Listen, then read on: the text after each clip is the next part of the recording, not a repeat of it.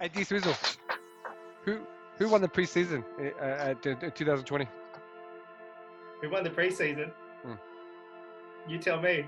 Exactly. No one knows. No one cares. Point proven. Welcome to tonight's episode for the Shooters Roll. Tonight we're going to be talking about the race for the 8th seed. Tonight joining us is our panel. Welcome, T. How are you doing tonight, man? Yo, what up? What up? Let's get into it, man. Am the dude? D-Swizzle, where are you at, man? Where you at, bro? Mate. Look, I'm in my own bubble here at home, but the start of the season is started. You know, it's in full swing now with the scrimmages, so I'm pretty excited about the season proper resuming. Yeah, I can't wait either. And tonight, I'm hosting tonight. My name's RJ. Welcome to the Shooters Roll. Let's get into it. So, Dex, which teams are you covering tonight for the race for the 8th seed? Look, I'll be covering the Kings and the future Bright Suns, who have a less than 1% chance to make it, but I'll make the case for them. This I got to hear. This I have to hear. And T, who do you have? So I'm looking at some teams are a bit higher understandings than the Suns. So first of all, the first one is Memphis Grizzlies, currently in the A spot, and actually the Spurs aren't in the A spot. That's the other team I'm covering. So you hear about my comments and my arguments why they will make the 8th seed. Fair enough. So tonight I'm going to be covering the Portland Trailblazers and the New Orleans Pelicans. So I've got two good teams, I think. Let's get right into it. So, Dex, I want to hear your Phoenix Suns argument because you seem to be very confident. But if I was in your shoes, I wouldn't be. You gotta start from the bottom, right? They are yes 1% chance to make the 8th seed. Let's put it this way: they bring an exciting brand of basketball. Ricky Rubio's back from his little COVID incident test, and but he's up and playing. They've actually done well in the scrimmages, and you know they took down the defending champs, the Raptors. Great play from Mikal Bridges in that game, and you know what? They have two players in Booker and Ayton who could really put a run together when or if they do choose to play these games. So I think it all depends on how they start off, how they will currently, you know, if they get on a roll, win their first two games, I think that they can go streaking to that elusive final spot. Let's have a look at their roster. They're looking at playing the Wiz, chalk that up as a win. The Mavericks. Oh, wow. It's too confident. Is Luka even, you know, game fit? Who knows? They're playing the Clippers. That'll be a test. But, you know, and the Clippers have been playing well, but they can get possibly on a run. And, you know, the Pacers, then the Heat, then the Thunder, and then the 76ers. So it's not an easy schedule. That last three is hard. But that last three is hard. Oh, it's hard. But they've got proven savvy vets who could take them. Like they've still got Rubio. Baines, I think, will be right to go, even though he tested positive for COVID.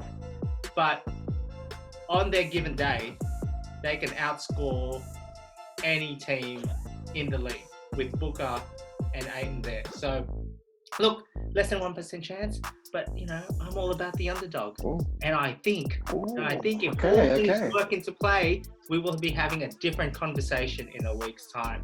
So, future Bright Suns, 8th seed of the playoffs, baby. My turn. All right, so I just woke up. All I heard was the Suns, and I fell asleep. Let's be honest. The Suns are only in the bubble because the NBA had to play a certain amount of games and there had to be a certain amount of teams involved. In terms of them winning anything, like last year, your point guard, who wanted him? No one. Like he ended up with the Suns because the Jazz got rid of him. You got Devin Booker. Like he hasn't, like he scores 70 points and the team loses by 40 and he takes a photo with the 70. He needs help, man. He needs help. And yeah, I don't see them making it. They're too far out, and all these players will be playing for their contracts next year. They're just there to make up the numbers. That's it. Ooh. Yeah, you speak of Ricky Rubio like that. I mean, he's just put in a great game. 22 points, 4 rebounds. It's the 4 preseason. assists, 4 steals. Come on. It's the preseason. It's the 4 preseason. from 6 from 3-point range. Hey, look at all the stars. How many minutes they're playing? Like literally, you have 15 players on your team. The team is playing the bottom 10 guys. So it's not comparable. This is preseason. Preseason is all about journeymen, and preseason is all about these guys that you might need. You know, and once the All Stars will start playing, the Suns don't stand a chance. But but to your credit, maybe COVID-19 is a good thing for them because the star on the other team, all the stars on the other team are out. They have a shot to win.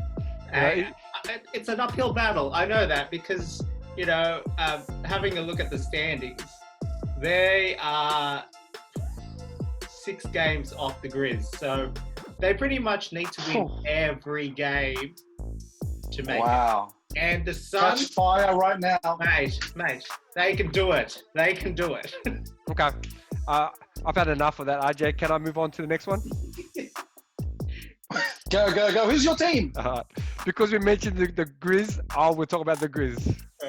Right, Okay, currently in okay. A spot, you got the rookie of the year, mark my words, out the point guard. John Morant, he will basically be he will be the rookie of the year.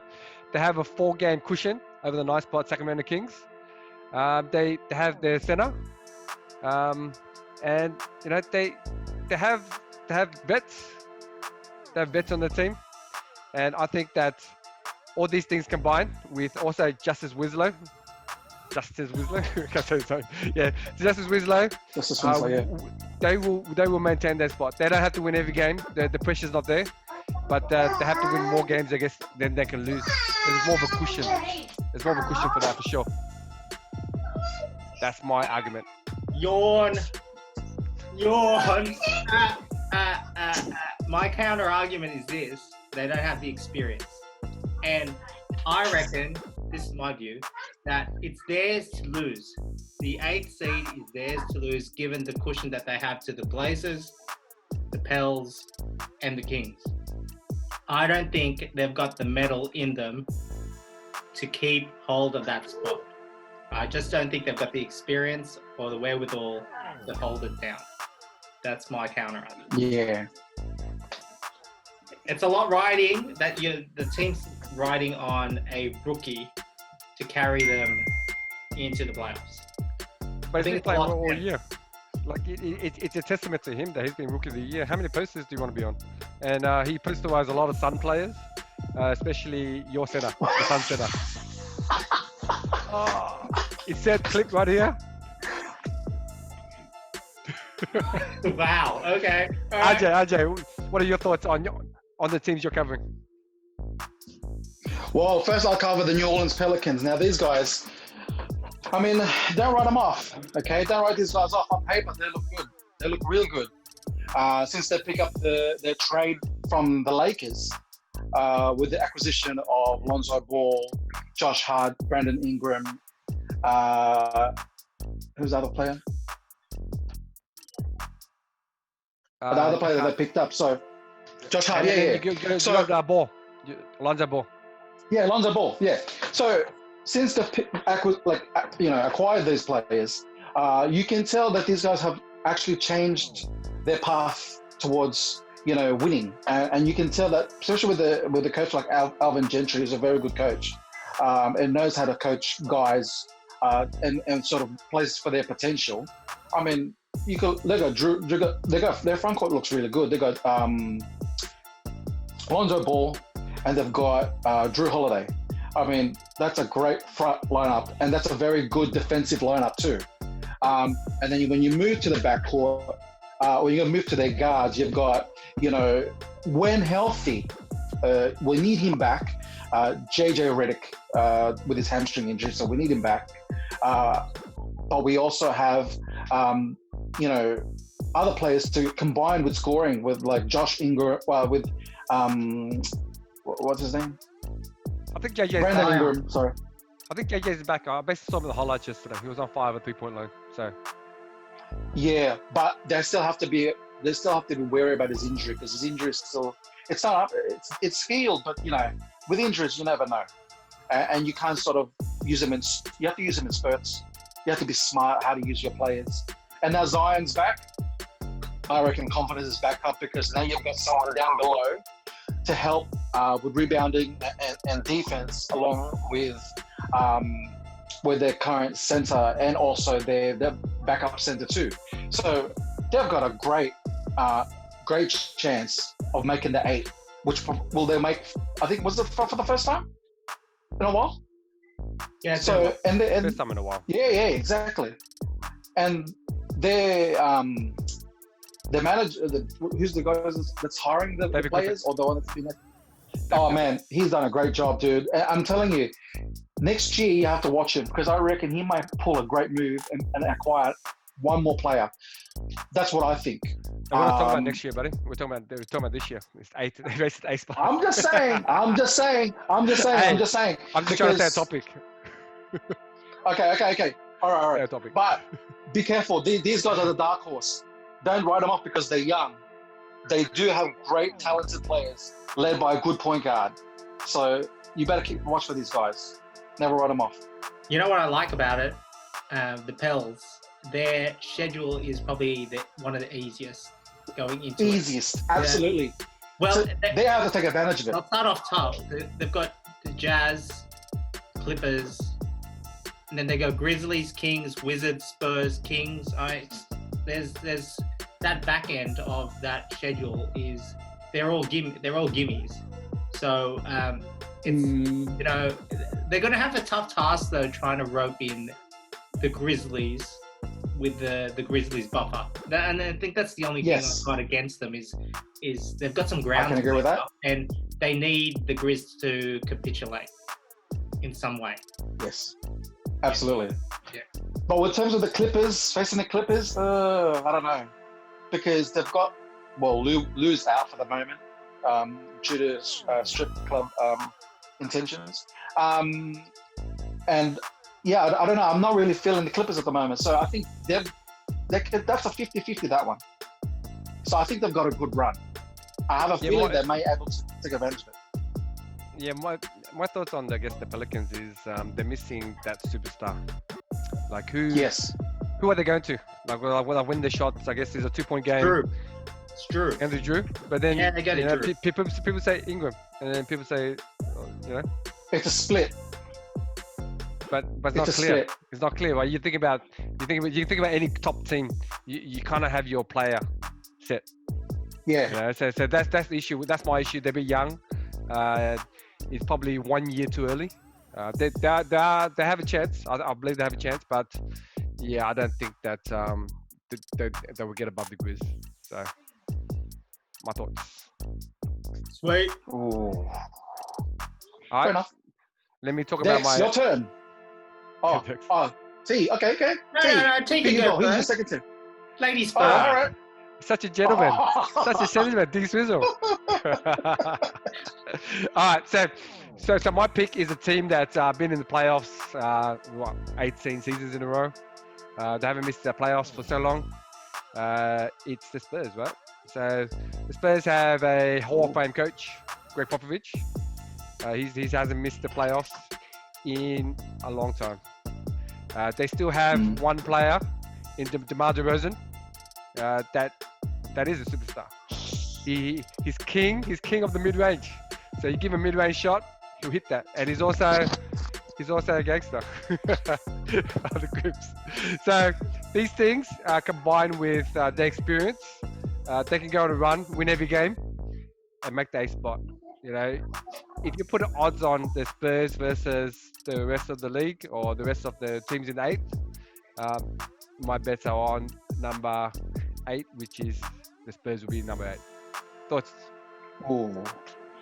Dex, you want to go first? Yeah, I'll go first.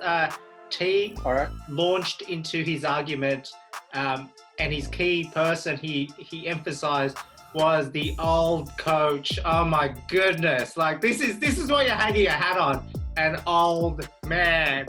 My goodness. I understand he's a Hall of Famer, and no doubt, you know, it's been, I think it's 21 years, correct? 22 years, 22 years to be correct. 22 years in the playoffs. I think that run's coming to an end. I say it's 21. You're correct. It will be 22 if they get in now. My bad. Yeah. That's right. That's Yeah, right. cut it to I'm 21, right. I think. Yeah. You're wrong. I just don't think they've got the firepower to, again, they need to win the majority of their games, if not all their games, to assert the Grizz. And I don't think they've got the upside that the Pels have, nor the Blazers, who RJ's going to speak to us about shortly as well. So I have my doubts that streak, the pop streak, will continue. You would. I would. I do. Jay, thoughts? Yep, so ended at 21 because this year it's done. I have, you know what? I have the same argument from what I can see. DeRozan, if you're going to lean on DeRozan, your chances are not going to be that great. He's a bit inconsistent with his performances. You're going to ask for Rudy Gay for help? I don't know. LaMarcus Aldridge? I don't know. Patty Mills? He's actually out. Yeah, well. What, Spurs or Aldridge? Aldridge. Calm down, buddy. Okay. Calm down, buddy. Okay, I think you can call that out then there too. But I don't think they're firepower at the moment as well. Nah, they haven't got enough. I mean, who else do they have to rely on? I mean, by the looks of it, the way Pop is coaching them at the moment, I don't know. Like, I just feel like his effect on these players doesn't resonate deeply, and I don't think that they sort of get it. Unlike from past teams that they've had that entering the playoffs, they had depth, they had good basketball IQ. I just think that with the current lineup that he's got at the moment, I think they don't have it. I just don't think that they don't have it. That's just my personal opinion. Man, they got Patty Mills, man, the life spark plug. He's gonna go off. He's gonna hit 10 threes every game. Going into the 8. Oh, every game. Oh, jeez. Hey, man, I'm not riding against Patty. I'm riding with Patty. I like Patty. He's gonna shoot it. If you give him the opportunity, he's gonna shoot everything. So there's opportunity. He's done it before in the Olympic Games. So I'm standing by Patty. If Pop gives him the green light, that is. Who else has he got? Like Who else has he got? That's Exactly. It. Who else has he got? Exactly. Who else has he got? Roll the dice, mate. Roll the dice. All right, Dex, who's your second team?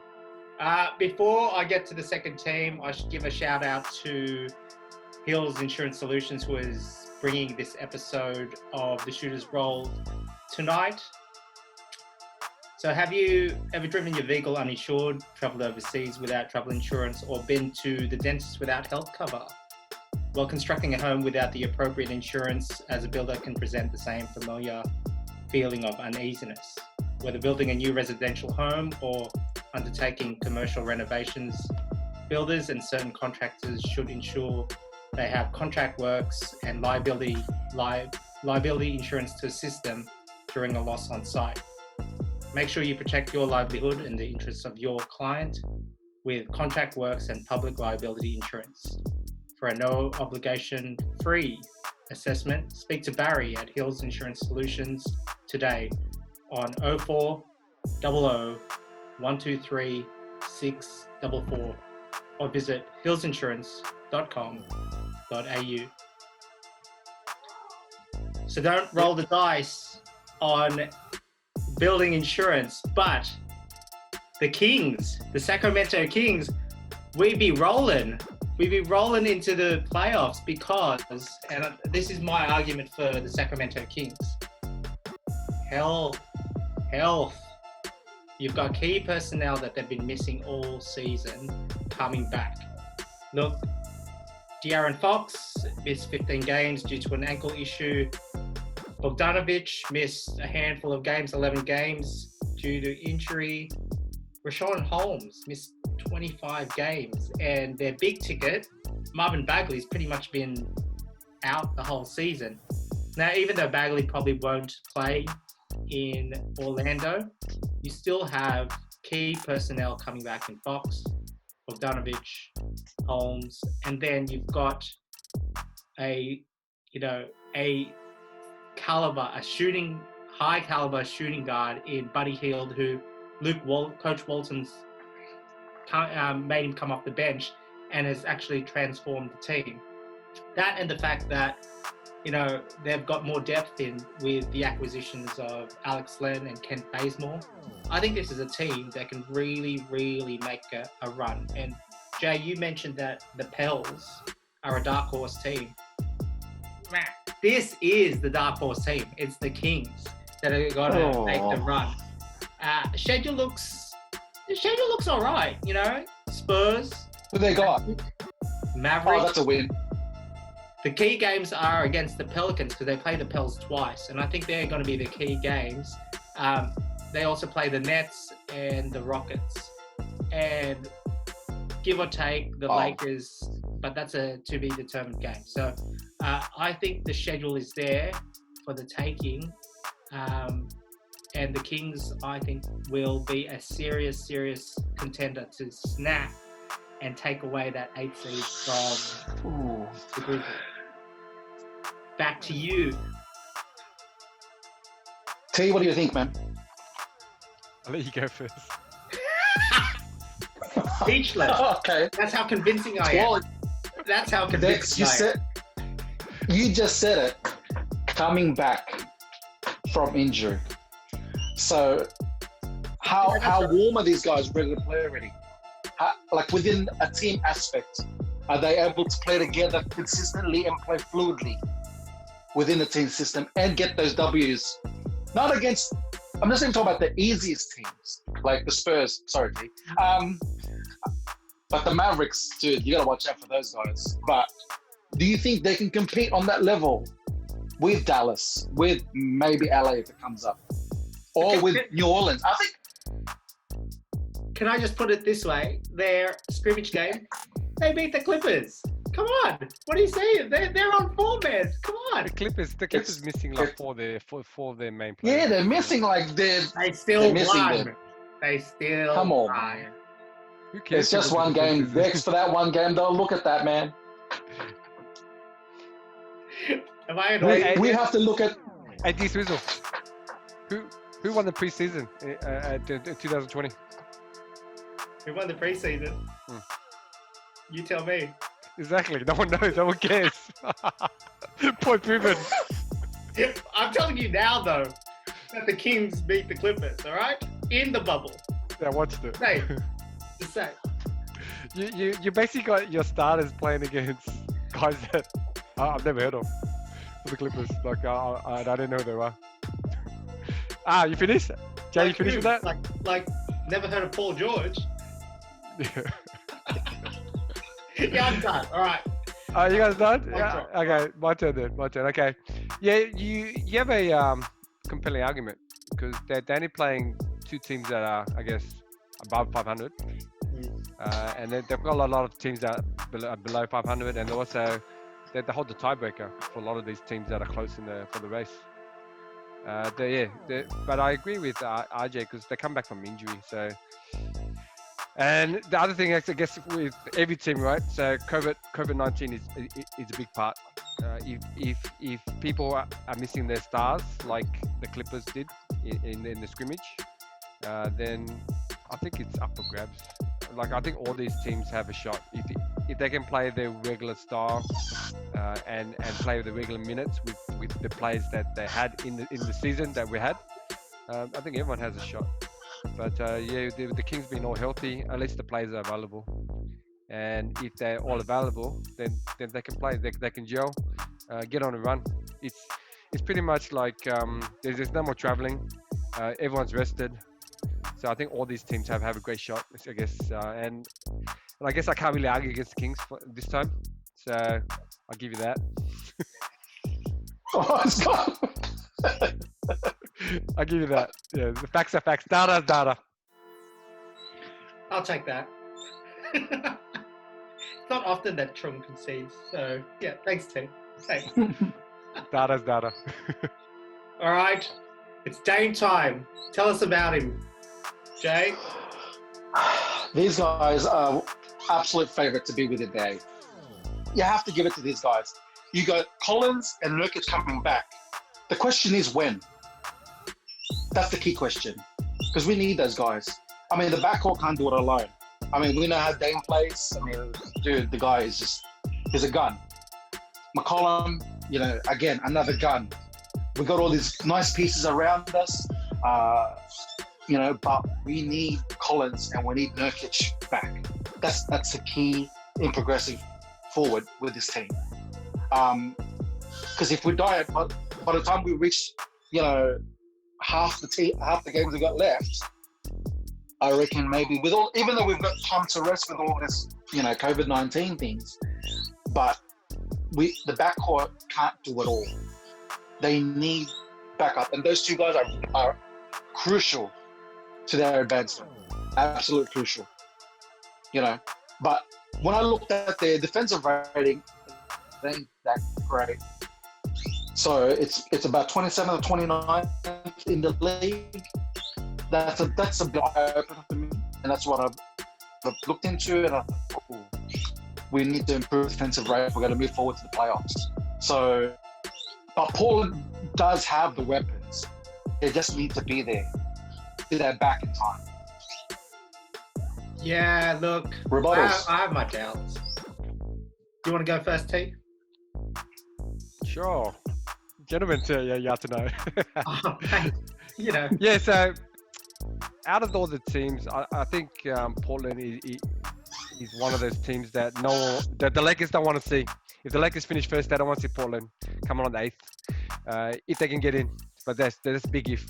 So Ajay, you mentioned that all these players come back from injury. So I used your argument against D-Swizzle. They're coming back from injury. So they won't be up to full speed. But they're not the key player. But yeah. Yeah. But they're not key players though. Fox is a key player for the Kings. I think Nurkic is a key player for the Spurs. Their success in the past has been him, not dominating the center position, or just matching up, giving the same output as the teams or the people he's matched up against. So he's a big part of it. Like you think about, last year, during the season, they were going really well when he was okay until he broke his leg. Like they were pushing top 4 seed. So he's a big part, and I think he's more integral to their team than Whiteside, because he understands that the offense is based on movement. It's a bit like the Golden State offense when you had Bogut running it. With Nurkic, he knew to get rid of the ball, set screens, rebound hard. With Whiteside, the ball kind of stops. So if they need him to be, I guess, in the flow. So he's got these 8 games, and then they get into it. So and if their guards can hit big shots and score big, like we need Dame. They need Dame to score 50, 60 points every game, regardless. And then CJ to chip in his 20, Carmelo to give 10, and then the rest to fill in the scoring. So that's a lot to ask, but they have the firepower to get there, and they have the history. They have the history of Dame being able to score 60-point games this year, and if he can get on that little run, it will definitely be something to watch. So I agree that if they get on a run, they'll basically be the 8th seed. If they get on a run. The big if, yeah. Because their schedule is the worst I've seen. Grizzlies, Celtics, Rockets, Nuggets, Clippers, 76ers, Mavericks, and then the Nets to finish it off if they're still in play. But they lose 2 of those early games. Dame is not playing. I'll tell you that. Dame's not going to play.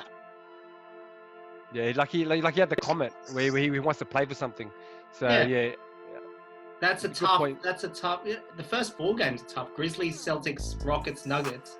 They lose 2 of that. They're pretty much on the outside already. More on the outside. And then I don't think Dame's going to play the rest of the way. So, look, they need to win. They need to streak it right from the beginning, I think. So They need to catch fire early, man. that's a tough schedule. I don't want that schedule. And But anything can happen. Anything can happen. You never know. Oh yeah, you never know. But it's not like they're defending the lead. That the Grizzlies are in the position that they are in. They're defending a lead. Look, I don't. I'm not envious of that schedule that the Blazers have. It's going to be a tough ask to claw back Memphis's lead and to get into that last spot. So, well, all the best to Dame. If there was one player out of the 6 contending teams that you would want on your team to try and push you over the top, it's Dame. Out of all the players of the 6 teams we've talked about, he is the best player. This bonafide Absolutely. superstar. Definitely bonafide superstar by far. By far the best player. So, yeah, I'd rather have him in the team. But the one thing we have to understand with the teams that we've selected, also it depends on the other teams' results too. So that has to work in your favor too. Let's not forget that. That's crucial as well. Of course, that's why it's easier for the Grizz because they've got to defend the lead here. Yeah. If they win the first couple of games, they're pretty much in. Like it's theirs to lose at the end of the day, right? It's theirs to lose. Correct. It's theirs to lose. Nice.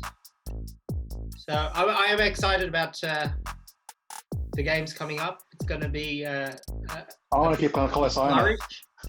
It's going to be good. So I'm really looking forward to the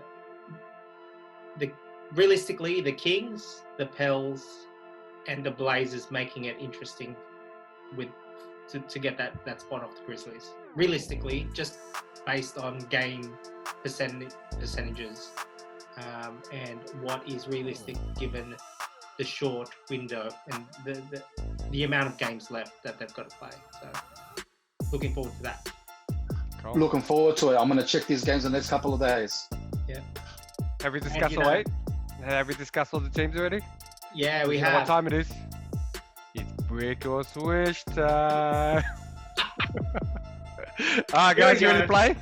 So rules. So for the viewers at home, so we pick a topic. If everyone wants to talk about it, we say swish. If one person says brick, we move on to the next topic. First topic. Anthony Davis. He got injured in one of these preseason scrimmage games. Do you want to talk about it? Brick or swish, guys? Swish. Brick. Okay. Move on. Okay, moving on. All right. So next one is, and usually in the postseason, LeBron James usually turns off his phone and he goes in playoff mode. 0 dark 30. Yeah, but he's been quoted to say that he cannot do this because of COVID. He wants to stay connected to his friends and family. Do you want to talk about it? Swish. Swish. All right. Start with you, D. What do you want to talk about? Well,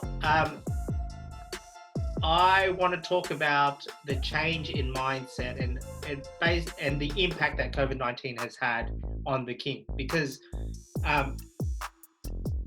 when this first all started, I think a lot of people would have presumed that we'd be over this by now, or hopeful that we'd be over the current situation with isolation. But, we're coming on August, and more than ever, people are taking more precautions about isolating themselves. And it's just interesting to see the evolution of the Kings mentality going into what is going to be a key playoff run, because like you mentioned, T, he's in the past zoned out of distractions.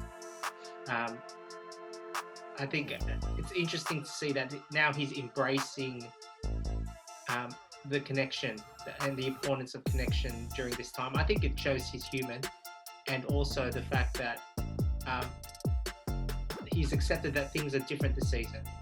It's a totally different ball game, and his approach is different. I still think he'll put up the big numbers. I think the whole not being distracted previously was more aesthetics about, the artificial distractions that social media plays. But what's happening now is real. Like, people are dying. This is a real thing, and it can't be ignored. So, look, props to the King. I like the fact that he's staying connected with people, and I think it's real. Ajay? An extension to D-Swizzle's point, well, he has to make the necessary adjustments. He's understood, with this particular, situation with COVID-19. Basketball is important, but family is also very important too. I think when he turned to 0 dark 30, it was mainly with social media and all these big shout outs and all this stuff. It's distractions, but with him turning on his social media and phones and whatnot, it's mainly with family, and he knows and he understands the importance of that, especially connecting with his family on a regular basis. You can't just switch up your family. I mean, I don't know who would do that, even though the focus is always going to be there. You know that. It's LeBron James. He's done it for 17 years, and I'm sure he knows how to balance the two. But with this COVID-19, the appropriate adjustments need to be made, and he's done it. So what can you say? He knows how to get it done, and he will get it done. It's still been saying LeBron James. Need triple double numbers. They'll get there. They'll pass. Sure. One thing is, once you're in the bubble, it's pretty much a lot of distractions are gone. So you don't have to worry about where you're going to stay or what you're going to do after the game, travel from and to the stadium and home. He's pretty much, people playing the games and they're going straight to the rooms. So there's less distractions regardless. All right, so moving on to the next topic. So we all know that MJ's last dance came out probably over a month ago. The fallout has been of, I guess, Scottie Pippen. The question is Scottie still connected to MJ? Pick a Swish. Swish. Sure, well, I'll play this game. Swish. Okay, so shooters roll, he just went in. So they basically spoke to him, and his comment was about why would Scottie, I'm just speaking of Scottie, why would he be angry about something 30 years ago? And he's saying that it's good to expose the truth and think how things are in the basketball team. So, Ajay? Whether we're talking about Michael Jordan and Scottie Pippen, whether we're talking about Shaq and Kobe, whether we're talking about Kareem or Magic, McHale and Bird, name your duos. There's always going to be some sort of clashes. There's always going to be some sort of disagreements. These guys are top-rated superstars, and believe it or not, they got egos. They're humans. So I'm sure Scottie would probably think for a second that, he did that really? But let's not forget what you've accomplished with him. And I know you're not going to forget that. I mean, the guy has helped you progress into the great player that you are right now, and help you, provided you and given you a platform to be, someone else and something else after basketball. You're not going to hate on a guy that's going to do that for you. So I think with this, maybe Horace, I can understand, but Scottie, I don't think he's he in a temporary moment he would come up with his feelings, but I'm sure that's just going to subside. D-Swizzle, what you got?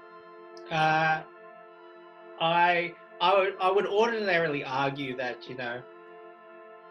progression of time, just let it be. But I'm going to be a pain in the ass and go the other way and say it's important to talk about your feelings. And I've learned about this on a personal experience. I think it's important to acknowledge where as opposed to bottling things up. And if he wants to bet now, good for him. But as long as it's a way to move on, to acknowledge a moment, understand it, and then move on. But, holding grudges for 30 years, I don't think it's a healthy thing. Maybe he's been holding it up and he hasn't talked about it, and this is his first opportunity to talk about it. So good for him for talking about it. Yep. I call bullshit. I reckon Pippen is hurt by Jordan. And Really? And he doesn't want to admit it. I think initially when it came out, he's like, could you think about the documentary we spoke about? I'll leave the link below. The whole thing was, why are you talking about Scottie in the year that Jordan wasn't playing? You know what I mean? Okay, he didn't take the last shot. That season had nothing to do with Michael Jordan. That's the argument, right? So I think he was hurt because there was a lot of reports on social media, and during that time, Pippen did not talk to any reporters. He went cold turkey on social media, and he didn't appear on any of the shows that he's usually on. So I think initially he was hurt, but like you said, RJ, Michael Jordan gave him a lot, and pretty much him and Jordan created history with 6 championships. So I call bullshit originally, but I think he got over it. All right, so let's move on to the last and final topic. So with the success of the bubble, there has been zero positive test results. We see in other leagues, baseball, football, in their preseasons that people are getting positive tested. So there's talk of the bubble being implemented in the full season next year. Book a Swish, guys.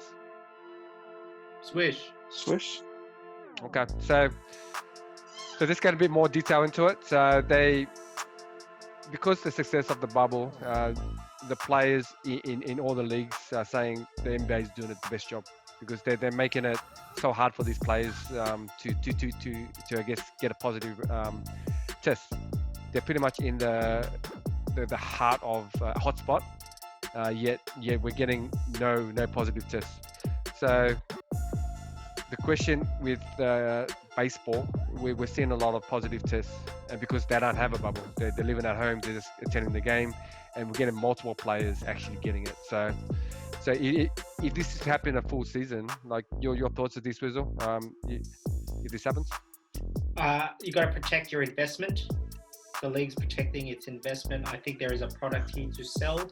I think most people would want to see basketball be played and having to sit out a season for everybody's sake, because what the ramifications are with the players is the salaries are going to go down from here onwards. More time off means less money for the players. Players want to get paid. People want to, and viewers want to see sport. And the only way to do that is to try and control a already bad situation. And I think it's got to come down to players acknowledging what they do for a living. They are there to perform a job like everybody else in the world who, some people are on the front line of health. Some people are in the schools teaching children. The players are there to do a job, and if they have to do their job in the most safest way to do it, and the facilities are being provided to them, it's not like they're out there.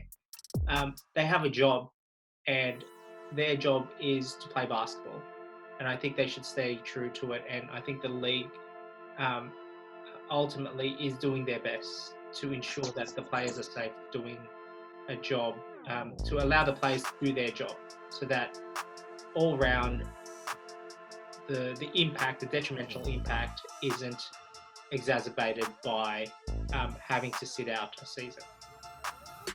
RJ?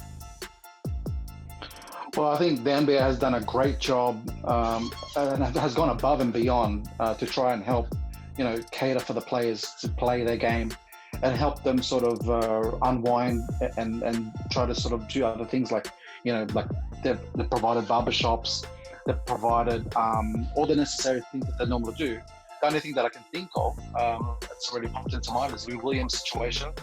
All the side chicks and the groupies. I think that's the only thing. But apart from that, I think the league has provided everything that they want and they need on there. So for me, if it's going to move forward with the same process, again, great point to D-Swizzle. Yes, they're protecting their investments and whatever it takes to protect them, but still get the job done and still, provide entertainment globally. I think it should happen. I mean, why not? I mean, it's still happening. I mean, yeah, like you said, baseball is the cases are rising because they're carrying on like it's not happening. But the NBA, they're all in one spot. They get to play and they just go straight to their room. So look forward to it. If it's a whole season that way, not a problem. As long as they play ball for me, I love ball. So give it to me in a bubble. Yep, just finishing off Swish and brick. So yeah, my views on the thing is, I think the bubble is actually safer than the real world. Like they in the real world, then you have more of a chance of it. Basically more interaction, and you're risking your life even more. So everyone wants to make money. The NBA is entertainment at the end of the day. If the players don't opt in, they don't have to make money, and everyone else can cancel it. The NBA is probably losing money by creating the bubble initially for the end of this season, but definitely next year everyone's in to make money. So I'm all for it. Allowing the fan base, allowing us to watch a game during this pandemic, and getting our minds off, I guess, all these issues we're facing now in these trying times. So yeah, so back to you, RJ, to sum up the night. Well, thanks for your feedback, guys, for the race for the 8th spot. Want to thank my panel T. Thanks for participating tonight, man. Thanks, bro. Thanks, D-Swizzle. Pleasure, as always. You got to take off that jersey, man. So before we end it tonight, please subscribe to our page on Shooters Roll on YouTube, IG, and even on Twitter. On Facebook too, I forgot, sorry.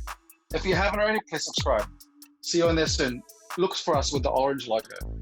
Have a good night, guys. Thanks for watching. Subscribe to stay up to date.